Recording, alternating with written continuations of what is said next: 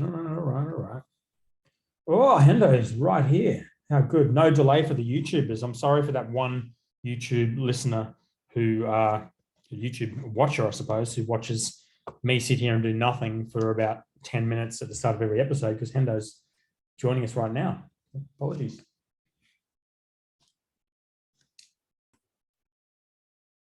Hendo. Hello. There you are. What's going on, man? I'm hot. I just had this for the opening shot. I'm taking it off because it's so fucking hot in this room. Okay. All right, the flano's going. There's the YouTube thumbnail. Yeah, YouTube thumbnail, flano's there, and then I'm done. How are you? Happy New Year, mate. Yeah, you too. What's news?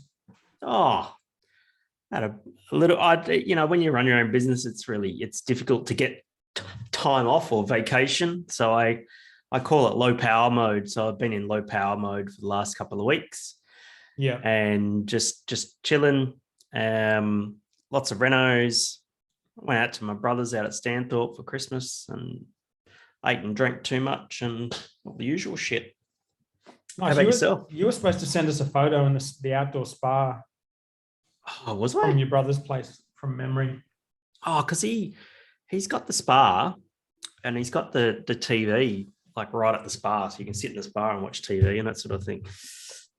Well, there was no photo. I've just got distracted because I set up, but my dog is not very smart, right? And as you know, he humps my leg during these episodes. But it's so hot in here. Yeah. I set up a barricade for him, which is made out of a cushion, and he's just standing there and staring at me. He's just staring at you. What the fuck? Yeah, he does that. He doesn't let me talk. If you talk, he gets horny. I don't know if that's a thing, but there you go. Yeah, there you go. What'd you get up to? Oh, nothing really. Just hung out with the family. I've been working the whole time. It's funny you said the low power mode thing. I haven't taken time off for a long time. I don't take time off for Christmas because everyone else does, and it's a busy time for craft breweries. So yes. But yeah, Eddie went on a sort of a work / personal trip recently, and kind of working some of the time, and came back and sort of said, like, this is actually quite good having time off away from work, but also being in contact with work. Like when I take time off work, I try to just completely disappear. And I try for staff to do that as well. But sometimes being connected a little bit to work is actually quite helpful because you stress out less than you would if you didn't completely disconnect. You do those occasional writing trips and that sort of thing. When was the last time you did one of those? A long time ago. Yeah, next time we go to do one, I'll come and write. All right. Well, I was thinking about this the other day. It's not a date or anything, but it sounds like a date. Bring some Lexicon, bring your brother's pool, we'll see what happens. Fuck yeah. No, I think I've run out of things to write about, but I'm enjoying doing this podcast. Have you got a beer? I have a beer, yes. What have you got? I've got this one. This is I don't know if these are sold out or not, but it's a one we launched last week, Dom Sauvignon. So it's a staff beer. It's our Black Ops staff beer. Dom is one of our brewers. And it's a collaboration with Witches Falls Winery, all right, which is a bit of a mix of beer and wine. How so? I'll read it to you. This is a very long description. I'll read it the short bit. We blended this beer with a fresh Vermentino and wild Sauvignon Blanc for an uplifting citrus celebration of beer and wine. I skipped the first bit of the story, but that sounds cool. I love doing wine and beer fusion. Nelson Sauvin. I have actually tasted this beer already, and it was really, really good. And Govs and Dom are going up to Witches Falls on Sunday to do a little bit of a tasting of it. So if anyone's in Tambourine, get along with us. And I know I only drink my own beers on this show, but I'll get back to that later. I've got some content to discuss on that topic. Okay. I'm going to have a sip here and see how we go. Well, I got sent another batch of beer from Andrew at Ironbark Hill. Oh, really? So yeah, because I've got the Farcanal Lager here, right? And I thought that said Ear Canal Lager, but now that makes a lot more sense. Farcanal Lager, and so he sent me a whole bunch of beers a couple of months ago and that sort of thing, and I just drank them mindlessly and that sort of thing. And then he said, "What'd you think of the Farkenal lager?" And I went, "I forgot." And so he goes, "I'll send you some more." So he sent me some more beer. So here I am with the Farkenal lager. Well, I mean, just to add to that story, he also sent me beers last time. When did you get yours? As you probably recall, the first time he sent beers. That's right. Yes, because we had him on the pod, but I don't remember getting a delivery this time. I got a second round. He wanted some professional feedback on it, so I figured the only way I can remember is to record it on the podcast. There's only one brewer on this call, and I didn't get the beer. So, oh well, sorry, mate. Anyway, let's have a look here. Sorry, I was muted, wasn't I? Look how my glass is going here this week.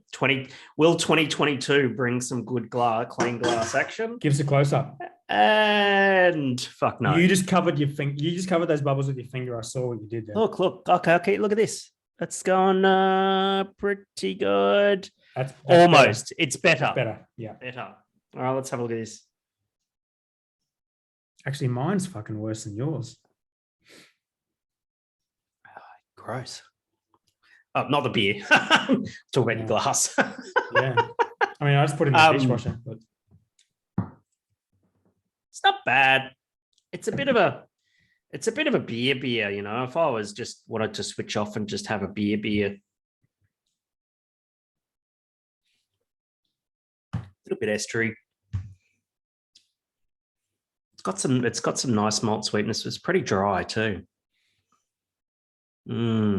It's an interesting one. It's nice malt sweetness.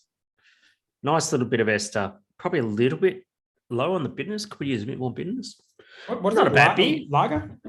Just a straight up. That's his core range lager. That's just the drink this if you just want a beer sort of thing. So that's nice. Farkenal lager. That's not a bad beer. Not a bad beer. I'll have a chat to Andrew when he comes on my live coaching call on my coaching group next week. Nice. Good times will ensue. You can tell him to fucking send me some next time because I feel like that was a little bit rude. Oh, you know, this was for a professional opinion, but here I am drinking it mindlessly with you. Well, based on last episode, I don't know if the professional opinion is likely on this show. Oh, that went downhill, didn't it? That was like, that set the tone for like the whole Christmas break thing because it was just basically, I had a few beers. I was pretty happy about life in general. Yeah. Well, your idea was to finish up a week early and I kind of pushed it because I had this NFT project coming. So you said we should talk about NFTs in the podcast before the end of the year. And I got what I deserved, an inebriated Hendo. Yeah, I still no idea. That's okay. That's one of the questions this week is... Have you sold much NFT beer? Or? Yeah, it's actually... Well, these limited release beers, we sell a bit online. It's sold out online, but we don't have much to sell. And the tap rooms are selling quite well. But the traction, it's funny because like this... NFTs are really big on Twitter, right? And the whole crypto thing is really big on Twitter, but craft beer for me, or just life generally, just doesn't seem to happen on Twitter in Australia. Like, I don't think anyone gives a shit about Twitter in Australia. It used to back in 2011, 2012. Yeah, Instagram but not anymore. Took everything over. Got toxic. Did it? Oh, I don't know. Just Twitter's just weird. Yeah. I find it weird. Anyway, the on-chain monkey crowd on Twitter went nuts for this beer, and not so much buying it because a lot of them are overseas, and I put up the recipe and the design files for it and sort of said, does any other brewery want to have a crack at it? And they were sharing that, but like the shares and retweets, we got retweeted by Bill Ty, who's like this billionaire, proper like OG investor guy who's like, this is the coolest thing. And the on-chain monkey account retweeted us, and the Twitter was just like up Twitter, which is I update it occasionally just because I'm bored, but like no one goes on there. And it was just like a week of Twitter activity. So that was cool. There you go. Yeah. All right. Well, give us an update on your renos. So if you're in the Boston the Brewer Facebook group at facebook.com/groups/Boston the Brewer, you would see that I posted a photo there today with my mum. And mum is 78 years old. I was going to jokingly say 178, but it's a bit rude because it's my mum. But she do you ever think about like, your parents, that sort of thing, you go, where you get different aspects of your personality from? Yes. Like the creative thing, it comes from that I do with beer comes from my mum. 100% comes from mum. Yeah. Mum is massive into craft. She loves quilting, right? And she's an amazing, so she's done it for decades and decades and decades. She's just all into stitch work and embroidery and applique and all these sorts of things. She's the pretty sure she's the current reigning Queensland champion at the Eka for quilting. Wow. And so yeah, she did really good. So I needed curtains for the apartment. And so I went with mum up to Spotlight up in Morayfield, which is near where mum lives. And I dropped $1,000 at Spotlight. You ever dropped $1,000 at a Spotlight store? Sure as fuck have not done that. No, fucking try it, mate. It's one of those things you got to do in life, I think, is spend a ridiculous amount of money in a fabric shop. What, is she making these curtains? She make them, yeah. Right. No shit. She's amazing. So she was there today. She drove down from Caboolture, where she lives, today, and brought a sewing machine. I set her up with a table and chair and that sort of thing. We had the whole lounge area there, and we went and bought curtains. And so we're doing double curtains, like a sheer curtain and a solid blackout curtain and that sort of thing. And she's hemming them up so they're the right height, feeding things in. I went and mounted all of the curtain rods and everything yesterday. Yeah. And she smashed out the whole apartment in a day. Wow. Such a machine. That's awesome. She's got this amazing sewing machine as well. It's all computerized and shit now. And like, I remember when when I was younger, mum used to have this sewing machine. She would have to push start the flywheel and that sort of thing to get it going. This thing's like goes beep, bop, boop, and it just like goes really, really slowly. And then she presses a button and it lifts up the needle and cuts the thread for her and that sort of thing. It's modern technology in sewing machines. That's awesome. Big money to be made. Mum's got a sewing machine. It's a quilting machine. It's like you hold it like a motorbike, right? Like this. And it's about 3.5, 4 meters wide. And you get it and you can just move it around a quilt. Wow. And that's how she does all of her quilt work. And she loves watching YouTube videos. So people, what they do is they'll mount a GoPro on these things and they'll just show all the stitching on one of these machines. I said, Mum, you should start a YouTube channel because you're pretty good at this stuff. And she's like, nah, I just enjoy doing it. That's and so, yeah, she teaches quilting at the local quilting club and does sewing and all that sort of stuff. And she went and made all the curtains. So, yeah, spent $1,000 at fucking Spotlight. Came in under budget. And Mum, of course, being an avid sewer, has a Spotlight VIP card. You save a fortune with one of them. And here's how cool it is, right? I missed a couple of things, or they had some stuff was out of stock and I had to go get it from the Indooroopilly store. And I went and got the things from the Indooroopilly store. And the lady at the checkout says, "Oh, have you got a Spotlight VIP card?" I went, "Nah, I don't, but my mum does." And she goes, "Oh, what's her name? Where does she live?" And I went, "What?" And so I go over the details. It's like, "Oh, that's your mum. Oh, okay. Yeah, okay. You can use her card. Here you go." And got 40% off or something like that. I'm like, that's sweet. So thanks, Mum. Mum was absolute star today. She's just, she hates driving in Brisbane, but she drove all the way down today. She got lost on the way back. She's got a GPS, right? And she thinks that the Clem 7 tunnel and the Airport Link tunnel are both the Clem 7 tunnel. That's a very easy thing to think. That is, because they seem that they're the same thing. I know. And she gets home today and she calls me up. She goes, "Oh, I got on the Clem 7 tunnel and went up south of the river." And I'm like, that's not the Clem 7 tunnel. And I tried to explain how it's 2 tunnels and she wasn't having a bar of it. Anyway, she made it home. That's fine. Yeah, those things confuse the shit out of me every time. And your GPS doesn't work when you're in there, so it's no use to you. Yeah, that's right. But look, mate, the apartment, it's nearly done. Probably a couple more heavy days in there. Little bit of the bathroom. Bathroom's done. Had an issue with the tiles and leaking taps and all that sort of stuff, and that's all fixed now. I'm moving in 2 weeks. Oh, nice. Very good. Yeah, moving in towards the end of the month. And It's ready to go. Oh, the next thing, the last big thing to go in is the built-in wardrobes, and that goes in on the 20th of January. Oh, And that's it. I'm moving in the following week. Oh, nice. Very good. So you're getting someone to do the wardrobes? Yeah, got what are they named? Oh, Wardrobe Connections to do it. Yeah. It was expensive, but yeah, it's expensive. They were like, it was $5,000 for built-in wardrobes, 2 built-in wardrobes. It's like, fuck. Yeah, well, when I had my sort of design day thing for my house, like the last thing they ask you about is curtains, and it was so fucking expensive. I'm not even getting curtains in most of the house. I'm like getting curtains in my room, and that's about it. Like getting other people to do shit for you. How big's this house going to be? How many bedrooms? A few, but it wasn't that. It was just even just one room. It was just outrageously expensive to get other people to do shit for you, especially curtains. Okay. So you probably saved a fortune.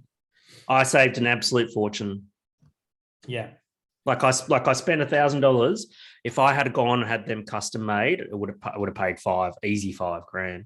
Yeah. I think to be honest, like 2 rooms. I think I got my room, and I think I got the kids' room just because they need to sleep. And I think it was $5,000 just for 2 rooms. I think. Anyway, it was a lot more than I fucking thought. That's for sure. You need a mum like mine. I do. I should say also that I probably got COVID. So oh dear. Every time I sneeze, I'm muting. So it's not the most disgusting podcast that anyone's ever listened to, but are you okay? Oh no, I don't have COVID. I did a test today and it said no. Oh, okay. But, yeah, probably right then. I have some. Did you do a rapid antigen test? I did. Yeah. Where did you get one? I ordered 40 of them about 3 weeks ago when all of this shit started to pop off. Fuck. Yeah. Smart.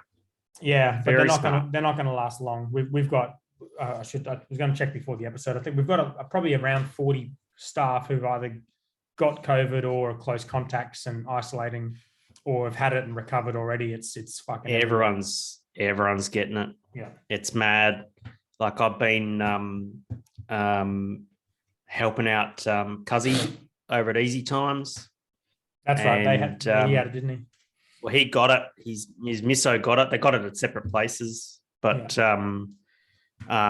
he was out for a week, and I went and sort of helped Joshy over there set up the keg washer and check a few beers and all sort of stuff, because he was just out, and there was no one else to do it. And then I went back. I think it was yesterday afternoon. Do some sensory with him because he did lose his sense of smell. Did he? Because I thought that's more of a Delta thing than an Omicron thing, isn't it? An Omicron thing. No, you can still lose your sense of smell, and he thinks he's okay. We did a couple of EDKs, but they were both negative, so that doesn't really draw any conclusion as to how his sense of smell is going, because it was a negative result, so there was nothing there to smell. So it's easy when you've got no sense of smell to go, no VDK there. One to do a tank kit or something, see how it goes. Yeah, well, I was going to bring some over. I've got some tank kits, and so I'll take some over later this week. In fact, probably what I might do is do a bit of a thing for the industry, because I think a lot of people are going to get COVID in the coming weeks. As everyone recovers, probably sort of, if we get to sort of mid-February, late February, I might sort of get some industry people together and do some sensory just to make sure everyone's still on track and that sort of thing. Yeah. It's fucked. Everyone's getting it. How many people do you know have got it? Everyone I know. I don't know. It feels like everyone I know has got it. Yeah. Gold Coast is getting smashed though. Yeah. You know why it's getting smashed? Because they never gave a fuck about COVID. No, that's true. Gold Coast. I remember going down to a thing with Smokey, and where did we go?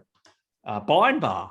Oh yeah. That strip down at Nobby's, man. That was like the week after a lockdown. It was like, what a war zone. It was like dancing and hugging and no social distancing. And you went, oh, fucking hell, it's crazy. Yeah, it was like that for a while. It's not quite like that now. I think there's no one going out anymore. So it's just. No one's going out here. Who wants to go out? I mean, I want people to go out because I might go fucking broke if they don't. But yeah, it's not good. Oh, That's man. our first story. But I've got a little quiz for you before we start. So, okay. I actually didn't know about it. Well, let me do the quiz. The first question is, how many free beers was I sent over Christmas? Well, you sent over Christmas. Podcast. Yeah, I didn't know at this point that you got free beers. Well, Adsy from Helios would have been your last lot of free beers, was it? Yeah. Well, how do you know? I mean, over Christmas, because I assume as a podcast host, as in number of people who've sent you beer or number of actual beers. Like I assume we get inundated with beers. Yeah. I'm going to say you got a donut. Okay. Right. Yeah, that's the correct answer. Right. No beers, just donuts. Right. Second question: how many sponsorship offerings were sent through on the bostonthebrewer@gmail.com email? Oh, this is where the big bucks start rolling in. I'm also going to say 0. Because we've said to people, we'll shout you out on an ad, whatever it is. Yeah. Just send us some beer. Right. Was it Dulux? It was 0. Fuck. And not the company 0. Because that would be okay. Because I would shout them out. I love 0. It'd be nice to have Dulux sponsor the show. It would be nice. I mean, we pretty heavily market their product anyway. Well, one of their products. We do. I might ask Stevie, our painter, and see if he can hook us up. That'd be nice. All right. How many questions did we get via email over the Christmas 3 week? Via email? Yeah. I'd also say 0. That's correct. It was 0. Okay. Thank you for the support, fans. Okay. Now, question number 4. How many all-time plays have we had on the Apple Podcasts? Oh, so the last time we spoke, we had about 1,200, I think, if I remember correctly. Yeah, well, yes, but I don't think that was the last episode. I think that was 1,200 was the most recent update on Spotify because it was 1,212, which was great. Yes. But this is look, I'm going to say probably around sort of 3,500. Okay, it's 2,500. Is that right? Yeah. Oh, it's good. Yeah, it's better than nothing. And how many members in the group without checking? Oh, fuck. I'm going to call it 75. Oh, 77. Wow. That's pretty good. Did you check? No. Okay. All right. Oh, you did pretty well. All right. No guests this week. We are going to make an effort to get more guests on, but we should get some more guests to talk about. Yeah. You should get a guest. Well, I suggest guests, and then I just don't actually email them. Well, get in there, mate. You got to get your first guest. All right. Oh, you did Mazen, I suppose. Yeah. All right. I'll line up a guest. All right. Topic number 1. Everyone has COVID, and we're all fucked. We're all fucked. That was my little. So Crafty Pint had an article on it. When is the article dated? Because I think this might have been before they changed the rules for close contacts. Did they put dates on Hospo's just getting smashed at the moment. Do you know what I kind of hope? Is that everyone gets it, then hopefully this will be over sooner rather than later. We have to don't really feel like going to the pub at the moment.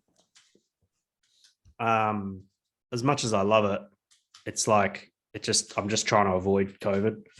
Yeah. Well, you and everybody else. And all my friends who either work in Hospo or are associated with Hospo are all getting COVID, Yes. And that's fucked. That's the worst thing because you you want to turn up to work, but the riskiest place you can go to is the place. If you are listening and you do have or have had COVID, I wish you a speedy recovery, and hope that you and your families are safe, and that sort of thing. So yeah, stay safe. Yeah. There's also a pandemic leave payment. Today they announced that.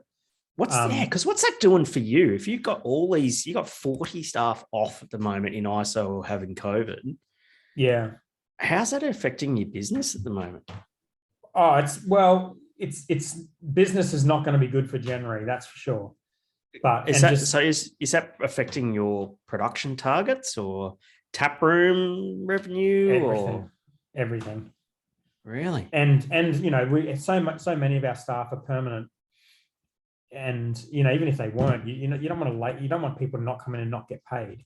So we're just so much sick leave is getting used, and then if there's no more sick leave left over, it's annual leave, and so many people are doing work that is associated in some way to do with COVID. It's just like it can't be sustainable. It's fucking crazy. But yeah, luckily we had a really good December, which was a little bit. We had a better December than we thought. So that was nice. But yeah, January's pretty scary, and just with everyone away, it's just juggling. We've got luckily a big enough team to be able to shuffle people around, so we haven't had to close yet. But every single week I've been discussing with the taproom guys, like, we're gonna have to close. And it's like, no, we can find someone from somewhere, and we've been able to figure it out. But I've seen all sorts of stuff that Hospo people have done just to keep the doors open. Yeah, but then you Just open up over and it easy. And it's dead. So yeah, exactly. Yeah. There's and there's no chicken.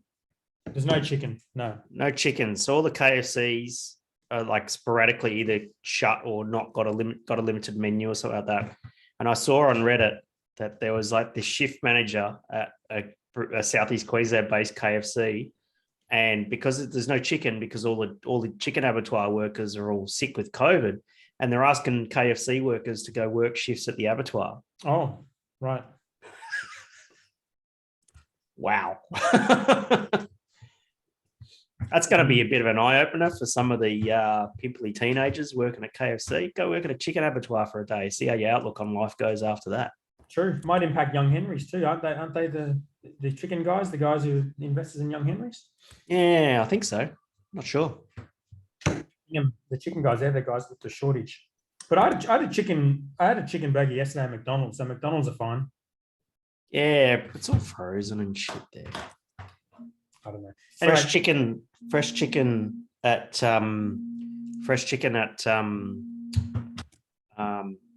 KFC.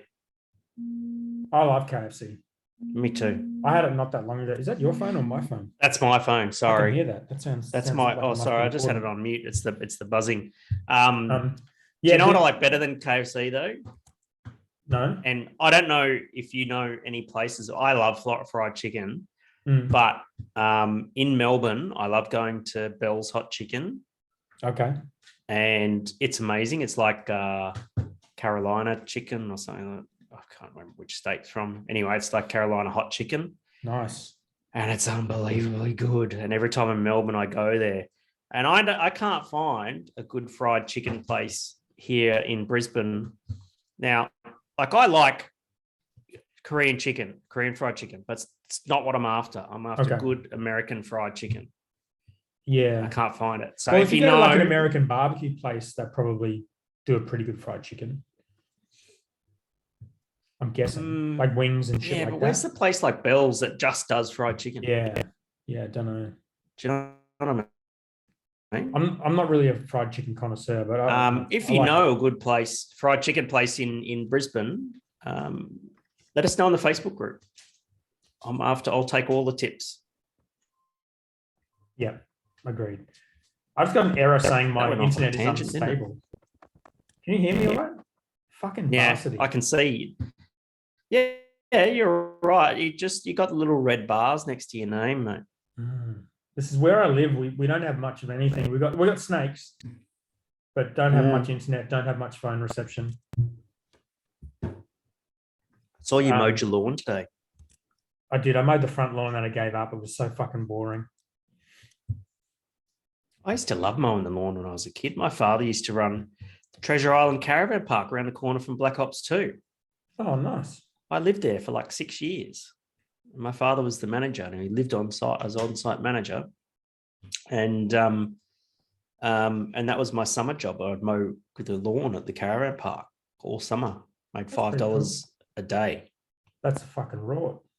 Well, even for late 80s pay, it was a raw. That's savage.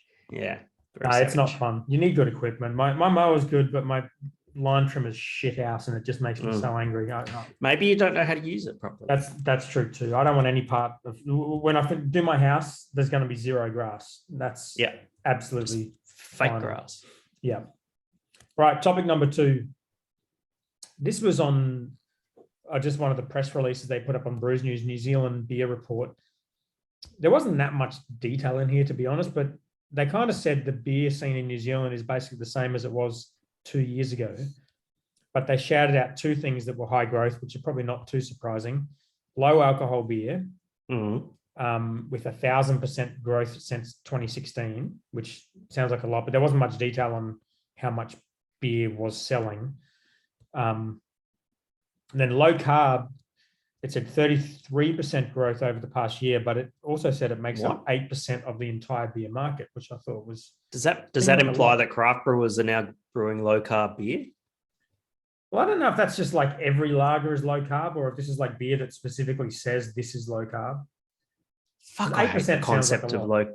I fucking hate the concept of low carb beer. Makes you angry, doesn't it? Oh, it's a marketing gimmick. Yeah. No, we talked about that in the last. Actually, it's timely we talked about that because we were talking about that Better Beer article that came out. Yeah, that's right. Yeah. I'll get onto that one next because today I don't know. So I can see, what's going to happen here. I can see low alcohol, non-alcoholic beers are going to grow here in Australia. Is it going to be the beer du jour for 2022? Beer of the day for 2022 in Australia? I don't know. There seems to be a trend for the better for you beers, like better for you products. But I don't know. I don't really get it. It's just, if you're having a beer, you're having a sin. It's just sin. Just fucking sin and be done with it. Yeah. I don't want to feel guilty about having a bloody drink, Yeah, that's true. Sure, drink a lower ABV beer and that sort of thing, but don't take all the fun out of it. Yeah. Yeah, we've sort of stayed away from it, but it's interesting. It's like some of these things seem to be going well. And I don't know what that 8% is, but that seems a lot. 8% of the entire beer market is low carb beer, unless they're just counting every lager. And I don't know. Probably. Yeah. But yeah, the Better Beer thing was Brick Lane to take legal action against Better Beer for, it wasn't a trademark infringement because there is no trademark, but it was a sort of a deceptive design of their product, which we mentioned when we talked about it on our podcast, the fact that Better Beer had not only borrowed the name from a beer distributor that was also called Better Beer, but borrowed the design from another brewery. Yeah, it did look strikingly similar to Brick Lane's Sidewinder. Yeah, and Brick I don't know. In the scheme of things, in the Australian craft beer industry, they're 2 big players. Yeah, Brick Lane and Mighty Craft, right? So you know what? If they want to go and battle it out in court, whatevs, go for it. I get that there's the whole notion around passing off, and I can understand where Brick Lane would be coming from, but because the color palette is almost identical. Yeah. The typography is different. The layout of the design is different and that sort of thing. But I can understand that there would be some passing off and some confusion caused with the consumers. In fact, I think someone said that on the Facebook group today, how they thought it was the same. They were the same beer. Yeah. And if you so squint, they look the same. Yeah, but so does that Aldi bag that you also posted a picture of. A little bit. Yeah. Except for navy blue, but I get it. No, well, navy blue's a big part of the color scheme as well, because all the text is navy blue. Yeah. Ah, okay. Look, could it have been, if they were smaller brewers, it probably could have been resolved with a phone call or maybe a quick nip down to the pub and have a beer and talk it out and that sort of thing. But because we're talking about 2 of the bigger players in the industry, they've got to go to the lawyers and let them battle it out and that sort of thing. Do you reckon they made a phone call anyway, just to be like, fuck it, we may as well try, see what happens? Oh, there would have been some communication of some sort. There wouldn't be, but by the time you get to the point where there's a press release that says Brick Lane are taking legal action, well, what exactly does that mean? They got their lawyers to write a letter, or is there going to be a court hearing, or are they entering into mediation? Yeah, what is it? There's some court situation. Yeah, it's a proper. So it's going to court.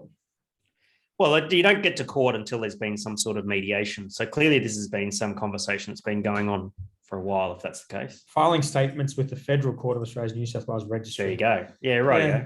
So you don't get to that point just out of the blue because any judge, when you get to the federal court, has said, have you guys gone to any mediation? And if you go, nah, then the judge just goes, out, go mediation, come back and see me. So there must have been some mediation. Yeah. This is what I think happened, right?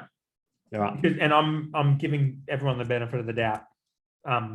Because this happened to us when we started Black Ops. When we first put a couple of times this happened. First thing was when we brought out our first beer, it had a very similar color to Bolter's first beer and then Stomping Ground's first beer. And there wasn't many brewers at this time. It was our Beach House color. It was like a teal sort of color. And then we put our second beer out, which I think was 30 cal, and it was this orange color, and then Bolter put theirs out, which was their old strong. The old brown, and then Stomping Ground put their next beer out. It was also orange, and then the third one we put out was Lay Day or something that was that light blue, and then Bolter put out the Pilsner, and Stomping Ground put out theirs. And it was like at the time I was like, we are so small, there's no way they're copying us, and which I'm sure they weren't. And it happened again when we did our first cans, and it was kind of this black can with the half-rendered can and the strip label. And then after we did it, so many other breweries did exactly the same thing. And I think what happened was, I don't think necessarily anyone copied anyone. I just think that anyone who designs in the craft beer space follows all the other designers and then just sees this stuff all the time and just kind of sits there in the back of your mind. Because I've done this before doing creative things. You can like think of a quote or something. You're like, oh, I thought of this great quote, but it wasn't actually yours. You'd seen it somewhere and not thought about it. And then you'd brought it up later and as if it was yours, or you'd been inspired by it. But if you look at that, like if you look at those two beers, they are very similar. Like there's too much in common for that to be a coincidence. But I don't believe that someone designing that beer would copy the other beer. I just think they probably all follow each other, and it's sitting there in the designer's mind, and they're kind of sitting there drawing stuff, and it ends up looking quite similar. And that's how stuff happens. I think when you're going through that process of designing a beer label, you've got to have like a name that's unique. You've got to have the visuals, which are unique and that sort of thing. And if you think about just the sheer number of different beers globally that have been released and how novel and creative you have to be to create something that's not been done before, it's getting harder and harder. Yeah. Yeah. And these beers look great too. Like I love the design of both of these. They're great. Yeah. Yeah. Yeah. But anyway, off they go back to the fucking federal court. Federal Court of Australia's New South Wales Registry. False, misleading, and deceptive representations in breach of the Competition and Consumer Act. So I would agree that I agree. I'm no judge, but I would say that it does create confusion. Yeah, most certainly. But does it come down to the color palette? It's a tough call, and no judge is going to want to set some precedent around that. Without a good argument. Yeah, and how does the kind of judge decide like what design attributes were kind of borrowed from one to the other? Like they're similar, but they're you can very much argue they're not the same. What's your prediction? This goes nowhere? I think it'll get chucked. Yeah, judge is going to go, no. They've got very different names. They share a color palette, and I think that's the extent of it. And a judge is going to go, well, it's 4 colors. You can't own a color palette. Yeah. Yeah, I agree. I think it's unfortunate and it sucks a little bit, but I'm giving them a benefit of doubt that it's an innocent mistake, and I think it will go nowhere. Agreed. All right, still on Mighty Craft. We've got one more. Oh, what have we got?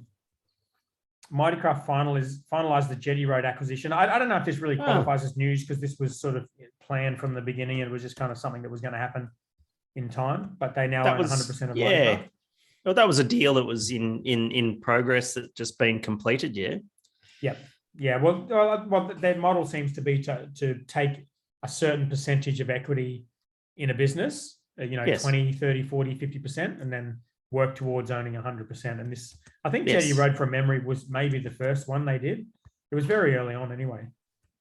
What's in the, what is it called? Yeah, it's Mighty Craft.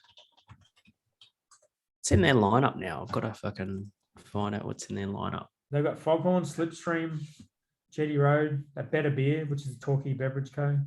What's that one? 7 Seasons, Gin, Kangaroo Island Spirits, Ballistic Beer, Jetty Road.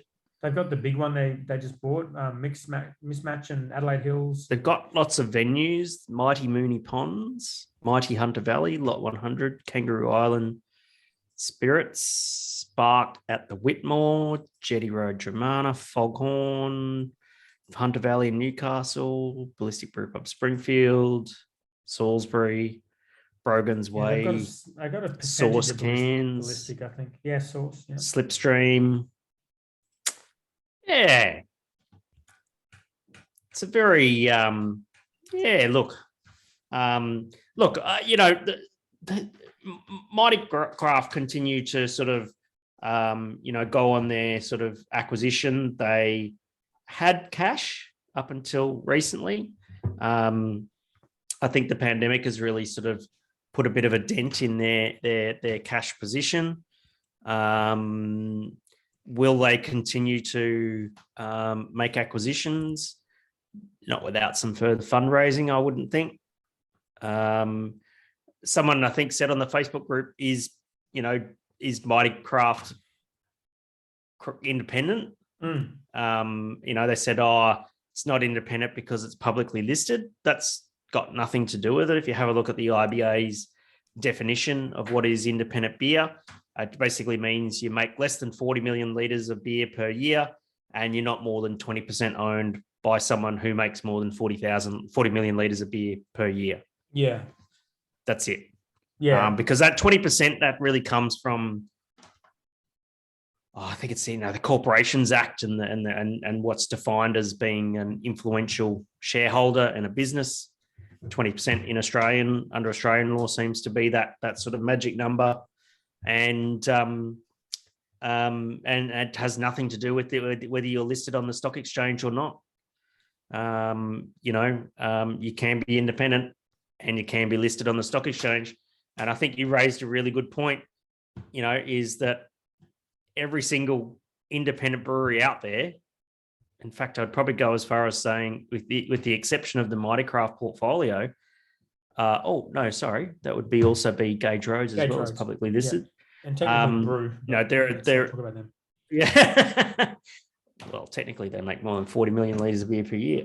Bullshit. Anyway, 90% of independent brewers out there are privately owned, and no one gets to see the books of a privately owned business.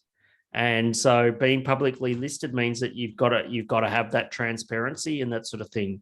Yeah. That gives you a real insight as to what's happening in the industry. Case in point, you probably combine volume, going back to sort of our previous point about Brick Lane against Better Beer / Mighty Craft. They're probably pretty similarly sized in terms of volume, right, across their group. I think it would be fair to say. I think Brick Lane would surely be doing a lot more volume than Mighty Craft. I think if you put the all of the brands in the Mighty Craft portvilio together, I think that'd be pretty comparable. Maybe you're right. Pretty comparable. Not maybe 1 million or 2 litres, a million or two either way, but pretty close. And one's public and one's not. Yeah, well, that's transparent.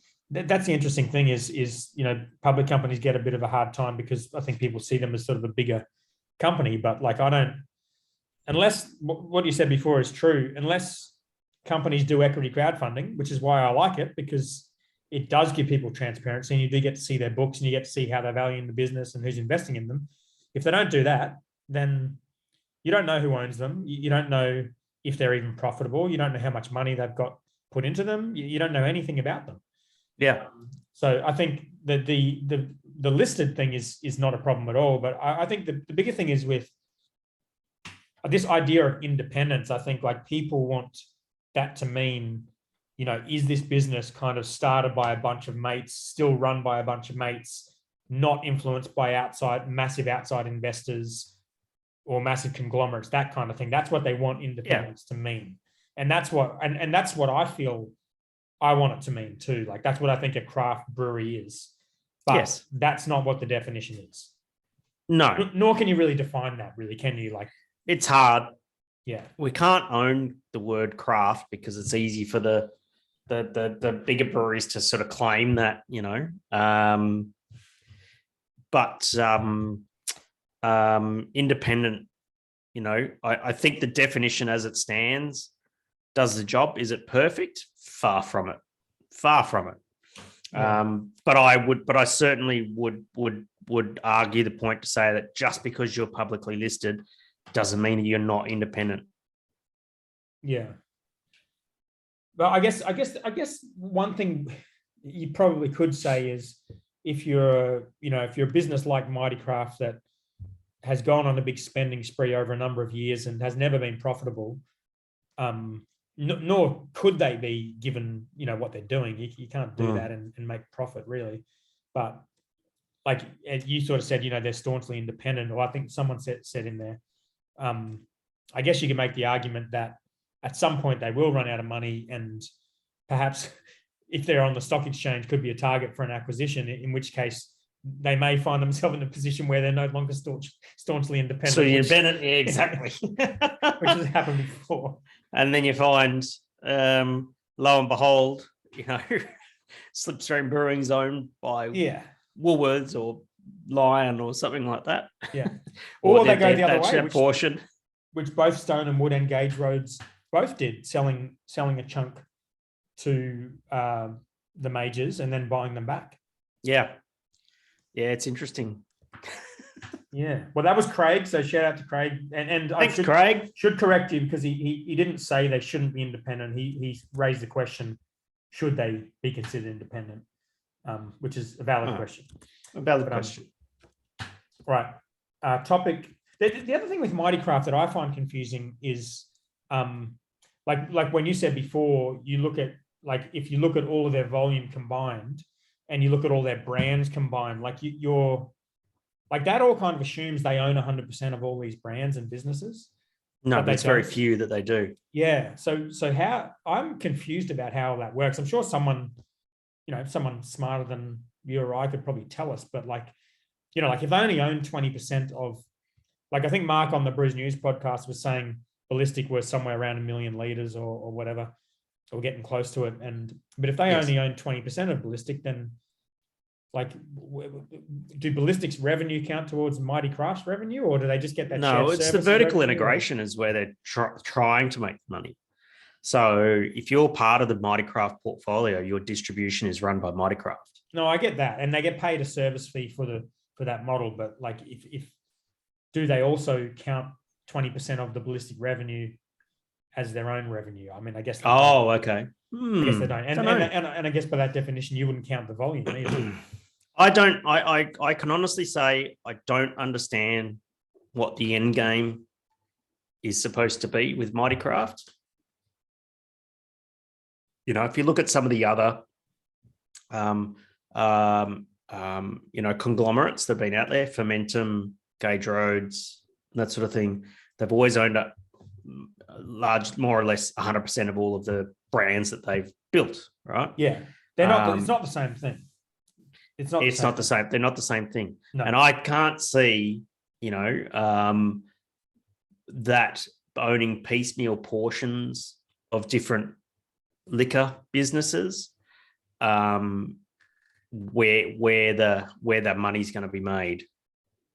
Yeah, Do you know I what I listened mean? to that podcast on Brews News, and it doesn't seem logical to me. But I also have never run a business like a listed company like that. You know, I kind of feel like they probably know something we don't know, because it sort of flies in the face of what you would think is logical, which I would think it would be way better to have one brand than 50 brands. Yeah. You know, at least one big success like this. Yeah, that you can sort of one. drive and put all your efforts into. Yeah. Instead, you've got like a Mighty Craft sales rep who's got all these different brands in a portfolio. It's like being with a distributor.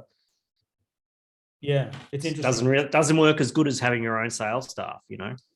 Well, you wouldn't think so, but then I say that with a massive disclaimer that I don't know anything about their business, and I assume they know something we don't know, because they seem very switched on that. And the other thing that people don't think about is like they've convinced all of the operators of these businesses to sell to them. Yes, which is no small thing. No, you know, they've sold them on something, and these are the good quality entrepreneurs and brewers that have decided to sign on. Good. So. Yes, exactly. Yeah. All right. Very interesting. Yes, we'll watch that with keen interest, and no doubt they'll be in our news section again, because they do seem to be every week. Yeah. What else you got there? Fan questions. We skipped Craig's one. Well, I'll do the first. Do number one there. Number one from Matt. Have you had any brews that did not turn out the way you expected? What happened, and what did you take away from the experience? And you can get stuck into that one first. Well, yes, of course. Sometimes you do a brew that doesn't turn out the way that you expected. Sometimes it turns out worse than what you expected, but sometimes it turns out better. And that's part of brewing, really, I think, is that sometimes you go and make something new, you'll take a risk and that sort of thing. And lo and behold, you take a risk and either it works out really, really well or it doesn't. I've put together a few beers over the years, and some I can say have turned out better than expected. You know, if I was going to think about some of the brew cult beers, for instance, like, you know, I would probably say Milk and Two Sugars turned out way better than I had expected. I had some Gabs winner. Yeah, I had some really, like never thought I'd win a Gabs People's Choice beer. But that was really amazing in that respect. And I'd probably say probably the lager that I did, the spoiler alert, that did not turn out great. I thought I'd take all my pale ale and IPA knowledge and chuck that into lager, and it was not that great. And just didn't have that experience at the time. So sometimes things work out good and sometimes things work out not so good. And if you want to go and experience what that's like for a brewer, go to Gabs Festival, where there's a whole bunch of brand new beers out there, and you go and try them and you go, some of them you're like, this is amazing, a very well executed beer. And some of them you're like, what the fuck is this? Yeah. And, you know, one of the things I teach my clients is always have 12 months worth of seasonal beer releases ready to roll, and a couple of backup core range beers that you can just throw in if one's not selling well. And always be pilot brewing. And don't just rely on the brewer to do the pilot brewing. Throw open the pilot brewing to everybody in the business and make sure that they share their IP around recipes and stuff like that with the brewer. And that way, it's that all of the new beer ideas solely aren't reliant upon the head brewer to come up with all these beer ideas, because it get really exhausting after a while if you've got to come up with a new beer idea all the time. I'm sure you're more than familiar with that particular situation. Yeah. And if you're pilot brewing, it gives you the opportunity to go and make mistakes. So we go do a 20-litre batch. I mean, you've got the little 100-litre system down that Toshi uses, that sort of thing. You've got 5 fucking brew houses, so you've got all sizes. And they're the places where you can go and make mistakes. And if you do small scale batches and you document those recipes and the process around it really, really well, scaling it up is not that difficult. And you can come up with some really good, really real winners. And those beers that you see at Gabs that do really, really well are the ones that are prepared. Like it took 6 months to put Milk and Two Sugars together as a beer. And when it finally executed, did 30 heck of it and that sort of thing, it was amazing. And could I have gone and brewed 30 heck of that beer just off the bat, wake up on a Tuesday morning, go, hey, I'm going to make an Imperial Milk Stout? No. But you have to go through that process and pilot brew. And I class beers as like in two different categories. I call them high risk beers and low risk beers. And what I think is a low risk beer versus a high risk beer. So a low risk beer is something that I can just go and brew 50 heck of it, brand new recipe, and know that it's going to turn out well. And that for me, that's a pale ale, IPA, a lager, maybe a hazy or something like that. Yeah. Because I know that I can just go and tweak brew it. Existing recipe type thing. It's just you know in the back of your mind what works and what doesn't work and that sort of thing. And I know that I could come up with a new pale ale recipe, brew 50 heck of it, and have a decent pale ale. Sure, it might need some tweaks and that sort of thing, but largely cool. The foundations of it. When you start to change either the process, the ingredients, it might be different hops, it might be different yeast, it might be different process, you might be putting fruit in or something like that, then that beer is, I consider to be high risk. So what's low risk and high risk for me is not necessarily what's low risk and high risk for you as a brewer, Dan. It varies from brewer to brewer. But every brewer needs to know what's a low risk beer and what's a high risk beer. And so if I want to produce on a commercial scale a beer that would be considered high, that I would consider high risk, I'd go and pilot brew it and test the process and see what works and what doesn't and that sort of thing. And only then, once I'm comfortable with it, will I scale up the recipe and go and release it commercially. Yeah. And so when you go to Gabs and you see some of these beers that are particularly well executed, they're the ones who've just gone and brewed 20 heck, 30 heck of these beers, never done it before. It's very reactive. And they've missed the mark, and they get a beer that they don't really, doesn't turn out the way that they expect. Yeah. Yeah. Speaking of Gabs, I can't remember if I said this, but that was our fifth story in here, which I kind of skipped, which would be a quick one. But the Hottest 100 closes. Did I mention this before? Hottest 100 voting closes on Friday. So vote for your favorite beer. I haven't voted yet. Hendo, get into it, mate. How many beers have you brewed in the last 12 months?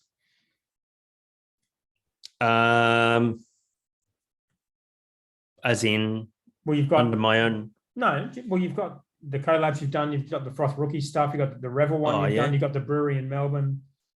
Oh, yeah. I vote for all of my own beers, so I assume you do the same. No, I vote for the beers I like. Oh, come on. You're too nice. Well, that's what everyone else does. Why should I be any different? Not everyone else owns a brewery. I don't own a brewery. Well, you brew beer. You should vote for your own beer. I don't know. No, I don't know. I never really liked voting for my own beer, even when I had a brewing company. That's fair. I used to get on Untapped all the time and tap our beers in with 5 stars every time. Well, that's the way. You do you, mate. I don't know.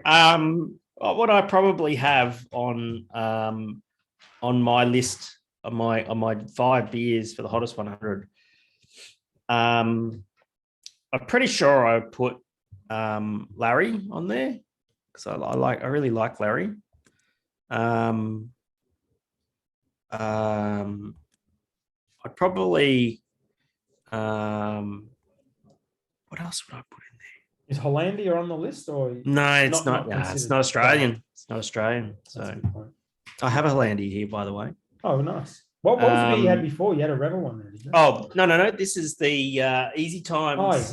Nice. the Big Easy IPA. Yep. And so when you go and set up the keg washer, you get given lots of beer. I'm swimming in beer at the moment. That little rainbow thing going on the top of that keg, that looks familiar. It does.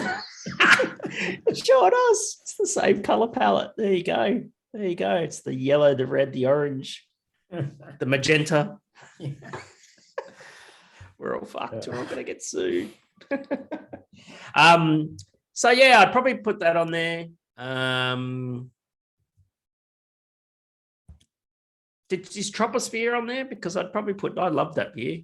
I thought that I was don't know if we bloody put great. that. No, we didn't put that one on there because we've got too many beers. We did 104 beers last year, so we put in like the. Are you just major trying ones, to but- channel all of the vote goat? No, we put 10 beers on there, but it's like where do you draw the line? Because we put out so many beers that you're not going to put them all on there. But I don't know. Yeah. I'd vote for the beers that I've been drinking, and for me, it's going to be a lot of Queensland beers. Because where the fuck else have I been in the last 12 months? Well, if you haven't voted, Hendo, what kind of message does this send to the other people? I haven't voted yet. All right. Well, when you do vote, share your results in the group. Should I? Okay. All right. Yeah. Well, I'm going to think about that. I will vote before the end of the week. So right. At least vote for one of your own, I reckon. Yeah, I don't know. I just feel weird about that. That's fine. So I'll answer Matt's question just with a nice story, because this rarely, but sometimes happens. We did our first pale ale that we brewed with our weight at four hearts. We put too many hops in it. And I think we put twice the amount of hops in it. This was way back in the day. And it was called Gold Coast Pale Ale, but we put double the hops in it. And then we sat around, we're like, what the fuck are we going to do about this? And Eddie was out at a venue and he was telling the story to the venue owner, and the venue owner said, oh, that's a bit of fun, isn't it? And Eddie came back to the brewer and he said, the venue owner, Ian from House of Brews at the time, who's no longer there, said bit of fun. And he's like, oh, that's a fun name, because the beer tasted quite good. It just didn't taste anything like an easy drinking pale ale. It was hoppy as shit. Yeah. And how did that happen? Put twice as many, dry hopped it twice, or put twice as much in, I think. Twice as many hops. This is before I was looking after the dry hopping. Okay, Right. This is before I had this flano, so we didn't have the expertise we have now. But Gotcha. anyway, this was like the second batch of beer. And the we ever did. wisdom. And the wisdom, yeah. And anyway, so we're like, well, let's just rename it Bit of Fun. And we released it under the name Bit of Fun, and it was successful and popular, and we kept the beer in the range for quite a long time. And we actually brewed it again last year, just as a throwback type thing. Yeah. And it went well. So sometimes that happens. And I think when we're in Stone, they told a similar story about one of their massive beers, like Arrogant Bastard or one of those beers. Yeah. It's the same thing. It was like a mistake that turned out to be quite good, and they just renamed the beer. And Happy accidents, mate. Happens. Yeah, it doesn't happen that often. It turns out to be good, but more often than not, to answer Matt's question, more often than not, when it turns out the way that you don't expect, it's usually for the worst. Yeah. But sometimes it's for the better. All right, couple more questions. Adam Shell, I don't know which one.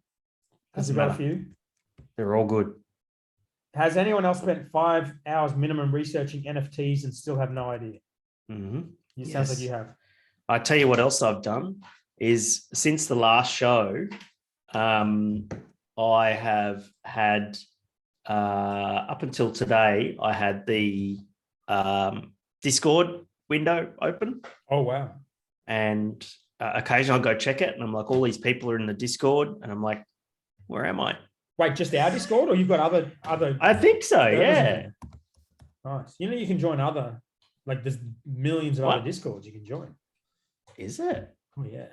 It's not just ours. I'm bringing it up again to have another look. Me too. So since we talked on our podcast, we had, I think, maybe I've got a 10 friend people in there when we added you, and now we've got 339. Is this the hot man? Yep. I see. The thing is, I'm lost, right? Yeah. Over on the left, click the Black Ops icon, and then you're in there. Yeah, I'm in that, right? But then it says, welcome to Hotman Flex, and everything's about Flex. You got all the channels there? There's like 30 channels. Oh, here we go. It's got welcome, announcements, RSA rules. Yeah. General, go on the general one. Community. Where's general? Oh, you might General. have to do it. I don't know if we set up like a... I don't. No. Yeah, under community, there's general voting, giveaways, help, all that kind of stuff. Where is that? You don't have General. that? There we go. Yeah. Oh, here it is. All right. Yeah. Fuck yeah. Jesus Christ. You're a real boomer, aren't you, Hendo? No, shut up. Oh, there we go. Heavy D, Jimmy Rose. There you go. Bioelectric Hollow Bio. Wow. It's a good little group. It's getting pretty active. 339 members. Good crew. Yeah. But yeah, to answer your question, yes, everyone has spent 5 hours learning about NFTs. No one has a fucking clue. Well, they are actually on that topic. I spoke to Crafty Pint during the week about our little NFT project, and they're going to do an article on brewers doing NFT projects because Catchment did something, and I think is it Edge Brewing? I think maybe we're doing something. Yeah. As well. Yep. So yeah, so look out for that. Catchment did it. Catchment did like a crypto. What was their thing? It wasn't an NFT, but it was something to do with crypto. Mm-hmm. Something to do with a coin that, that you exchange beer for or something. I can't remember the exact details of it, but this is before NFTs. This is like 3 or 4 months ago. But Crafty are going to do an article on it, which is cool because I think it's cool. Nice. But yeah, I don't think Hendo understands it. I definitely don't understand it. And no idea. If you listen to our podcast, I don't think that'll help. No idea. Especially the one. So I'll just like be bamboozled all the time. Yeah. Wasn't DJ just fascinating though with it? Yeah, he's pretty into it. Did you end up catching up with him and get some golf? Sure didn't. Sure did not. But we're friends on LinkedIn now, so that's nice. Oh, that's important. Yeah, and he occasionally replies to my sarcastic comments on there, so that's always thoughtful. Oh, LinkedIn, yeah. I get lots of common connections of yours on LinkedIn that are always like entrepreneurs and sales and acquisitions and all that sort of stuff. And I'm like, fucking LinkedIn. Nice. I got a lot of spam. Yeah. Only spam, in fact. I think you leave yourself open for it, but that's okay. That's true. I invite it because I find it mildly entertaining. Right, Chris Purdy, what are you most excited for in 2022 in the brewing industry?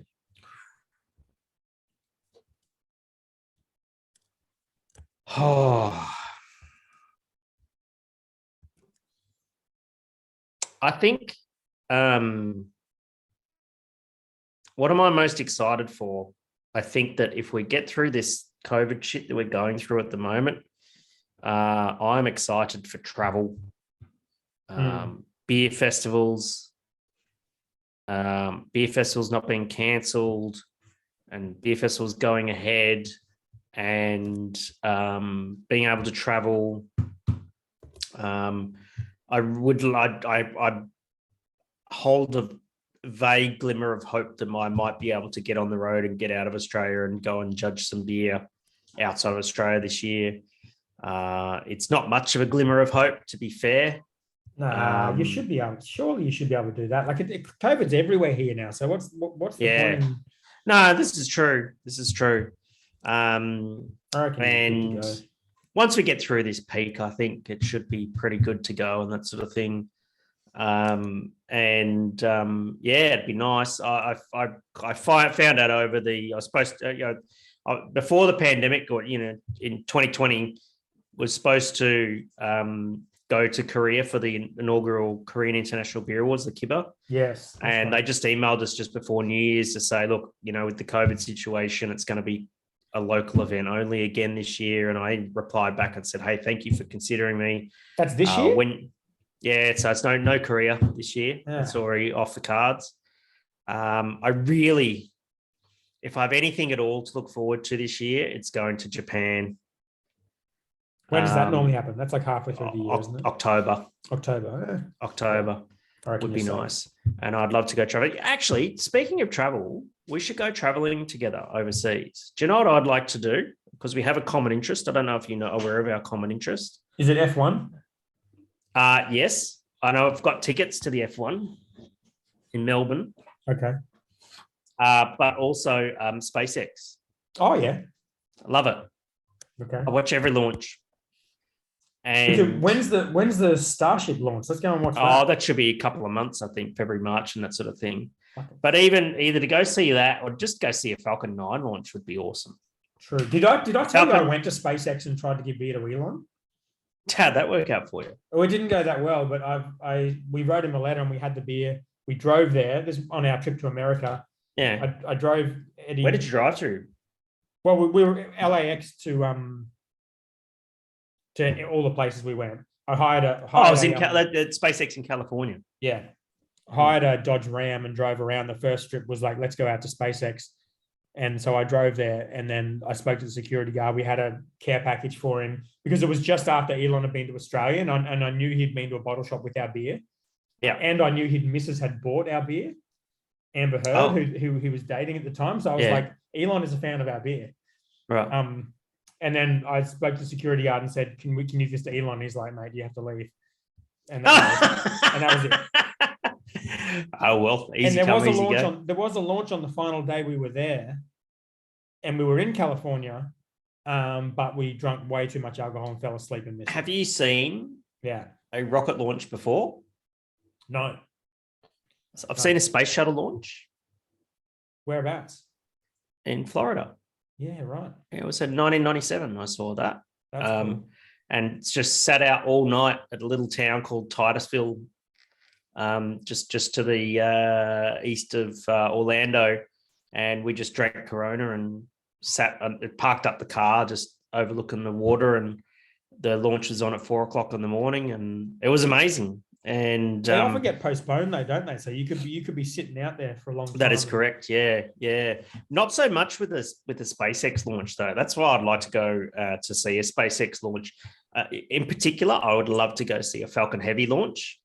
Like that would be amazing, because you've got, it's when they land the boosters, they can either take them up and land them out in the ocean, or they can turn them around and land them back where they started.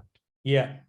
Well, that's what they're doing with Starship, isn't it? They've got even like the legs like stay on the land, and it's going to come back in and like dock in the thing. Yeah, something like that. I'm not really sure. Shit. It's some phenomenal stuff. Anyway, I would love to see Falcon Heavy, because the middle booster goes off and lands in the ocean, but the two side ones come back to where they started. Yeah. And that would be cool as shit. Yeah, it's cool. Falcon Heavy, to see it take off together. Yeah. To see it take off and land would be amazing. And you'll start to see more Falcon Heavy launches soon. So yeah. There's a company on the Gold Coast that are going to do their first launch this year. From the Gold Coast? Make rockets on the Gold Coast. Yeah. Not big rockets like that. They make these little ones, I think, just for sending little satellites up into space. They're called Gilmore Space Technologies. And they just did they did their first rocket test or engine test. They won't be launching them on the Gold Coast. That's a shit place to launch a rocket. It's not on the equator. I don't know where. Oh, okay. Well, they're very small rockets. Does that help? No. You want to get into orbit, you got to be near the equator. Oh, they're not? Okay. All right. Well, they did their first engine test. They're building them on the Gold Coast. So I don't know. Oh, sure. There's no doubt about that. Yeah. Okay. So maybe they have to go off to an island somewhere, or don't know. Anyway, follow them, because they did their first engine test today or yesterday, I think. And I don't know what's unique about them other than the fact that they're building rockets in Australia, which seems cool. That does sound cool. Yeah. Yeah, I'm keen. I'd love to go to America again. That'd be sick. Fuck yeah. We would tear it up, right? I'm down. I think I'm excited about the same. It's a bummer they cancelled that. There'd be some fucking quality content there, you got to admit. True. It's technically a work trip. If we had any revenue in this podcast, we could write this whole thing off. Everything's a tax deduction. Only if you've got funds to deduct it against. Yeah. All right. Yeah, I think that's a good one, though. Having a full year of actual events like last year. What are you excited for 2022, mate? I think that's a good one. I'm happy with that. I'd like to be in business by the end of the year. That's what I think every year. Every year, I think it'd be great to be in business at the end of the year and get to do it for another year. Be bigger and be, more impactful and do better things and all that stuff. But yeah, I think it'd be nice to have I have some other things that I'm excited for 2022, but I don't want to announce them just yet. But a couple of new projects and that sort of thing. But from a personal level and my enjoyment of the beer industry, travel, beer festivals, hugging people. Yeah. Well, last year we had things cancelled too. Like there was things like BrewCon was cancelled which for good reason. But this thing like the beeries hasn't happened in many years. I don't know if that's going to happen. No. But even like the beer cartel survey, I was kind of like, they're not doing that because of COVID. Like, feels like all these things in the industry are kind of dropping off. The indies happened, but then there was that whole shit show around the judging and everything. It would just be nice to have a full year of like a normal beer year with good beer. A normal year, and BrewCon and all of that. Everything just happened smoothly like it used to happen. I hear you. Nice. Oh yeah. All right. One more. Yeah. What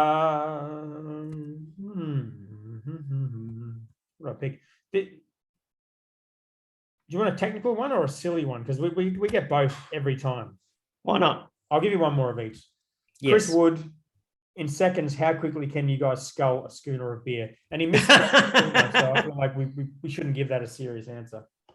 It's actually spelled phonetically, schooner, without the H. Exactly. It's a silent H. It's fun. A schooner. How quickly can I scull a schooner? I don't know. I normally scull pints. Hey, all right. Pretty quick, not as quick as others. Yeah. All right. Back in the day when I was a tour guide, used to do a lot of funnels at Oktoberfest. Yeah. And you'd buy the 500 ml bottles of Lowenbrau, and it would cost $1 Deutschmark. And we would do a 500 ml bottle, and I'd do that. I could do that in about 2 or 3 seconds. That's nasty. Maybe 4 seconds. Yeah. But shit, it was fun.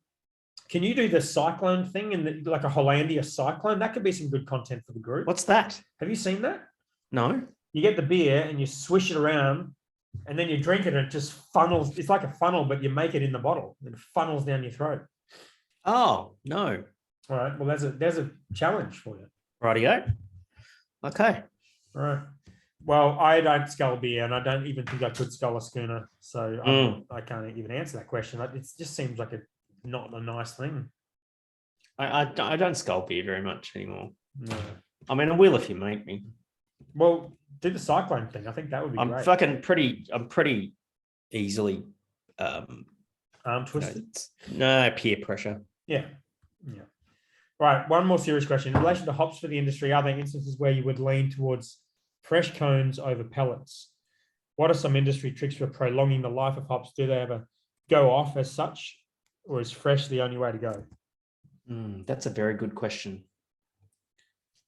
Are there instances where I would lean towards using fresh cones over pellets? In modern brewing, and I say modern brewing is in the last sort of 3 to 5 years, it would be pellets, but the pellets themselves have changed as well. So typically, hop pellets are what's called T90s, and that means that they're 90% vegetal material and the rest is the lupulin. Yeah. Right. But there's the trend now with the cryo hops and Lupamax and all that sort of stuff. And they're still hop pellets, but they're T45s. So they take a lot of the vegetal material out, right? Oh, the good shit. If you grab a whole hop cone and you tear it in half, and you'll see all the yellow lupulin glands inside. That's the stuff that's got all the flavor and aroma in it. All the green shit around the outside, that's got not much flavor at all. Yeah. And so when they make the T45 pellets, for instance, they grab all that concentrated lupulin, they get rid of the leafy vegetal material, all right? And so you wind up with a T45 pellet. And then what's left over, right, all that vegetal material, they still sell that. So that gets sold as debitted, it's called debitted leaf, right? And that's so if you buy those like herbal sleeping tablets and stuff like that, they have hops in them, it's got the debitted leaf. And you can buy a fucking pillow with hops in it to give you better sleep and all that sort of shit. Yeah. And that's all that debitted leaf. So it's still a product that's sold. So do I prefer using fresh cones over pellets? My answer to that is definitely not. I prefer to use pellets. I like using either T90s or T45s, depending upon the type of beer that I'm making. I dislike wet hop beers. I'm yet to have a really good wet hop beer. There always seems to be. That's why I like dry hopping so much. Well, you know what wet hopping is, don't you, mate? Yeah, I do. Enlighten me. Well, as I get into my Hollandia. The wet hop is what happens when you get the hops, right? And they're in the pellets and they're dry, right? Mm-hmm. And then you get the hops and then you pour them into the beer. And then when they go into the beer, they're wet.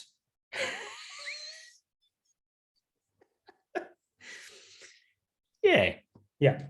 Yeah, okay. So I prefer the dry hop. Dry hop. Don't the dry hops eventually become wet though? Not with by my that logic. Technique. Not with my technique. So they constantly stay dry. They stay dry. They are hydrophilic and they repel the water in beer. They float. They float on the little... They do float, yes. But the way I do it, they float above the liquid so they stay dry. Oh, as in levitating. Well, they don't levitate, but they on the little film that sits on the top of the mash there. They're not the mash, they're in the tank. And then I hop it so cleanly that it's only one hop per line. It covers the whole thing and they stay dry, so they stay above that line. I've got to see this. Well, it's trademarked. Okay. And I don't want to be sued by Brick Lane for revealing my technique. No, I do know what a wet hop is. It's the hop that's fresh off the fucking fresh picked. Yeah. I've tried a few of them, and I'm with you. It tastes kind of.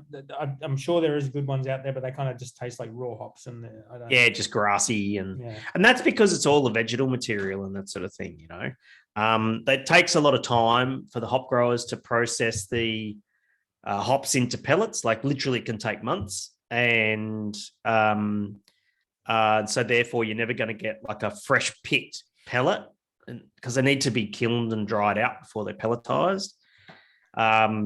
So that sort of thing, you're not going to get like a fresh wet hop pellet, so to speak. Yeah. Also, if you're an Australian brewer, you can only get whole cones from Australian and New Zealand hop growers. We can't buy American whole cone hops because of AQUIS, the quarantine. All kind of shit can live up in there. And well, yeah, we're very lucky here in Australia. We're free of a lot of hop diseases that other countries have, like downy mildew and that sort of thing, that just don't exist here in Australia, but exist elsewhere. And we don't want those things in Australia, because a lot of our hop varieties that are proprietary that we love, like things like Galaxy and all that sort of stuff, right? They're very susceptible to those pests, but all those conditions. And because we don't have a downy mildew, for example, in Australia, we've got to protect that, because if we have it in Australia, that's the end of Galaxy, right? Yeah. I'm hypothesizing. I don't know, but there are things that don't exist in Australia that we don't want to exist in Australia, because it protects our local hop industry. And so therefore we can't buy cones, right? We can't buy whole cones, American or English and that sort of thing. It's really weird. We can buy plugs. So basically a plug it's like a hockey puck, right? And it's basically whole cones that are compressed like that. Right. You can buy those. I have seen those and used those in the past. Less opportunity for shit to get up in there and live, maybe.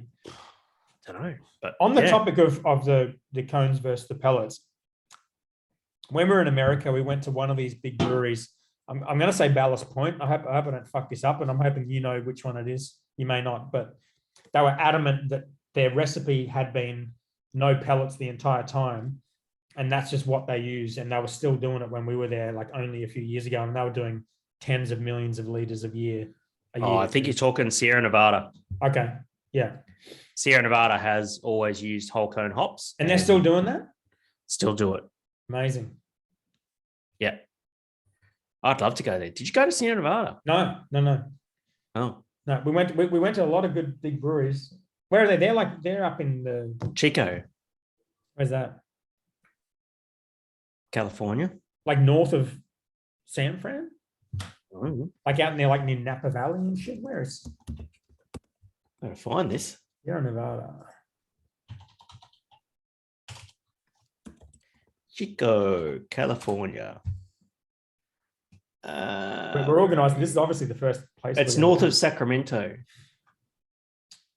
Oh, they're up. Oh man, I've been to Santa Rosa before. Been to Russian River. That was amazing. Portland, yeah. See, we flew between Portland and LA. Yeah, right. Yeah, interesting. Okay. Fresno. Oh, I've been to yeah. So Sanford. Yeah. So wait, that's super close to Sanford. Oh, that's a tap room. Sierra Nevada tap room. Wait, Sierra Nevada Brewing.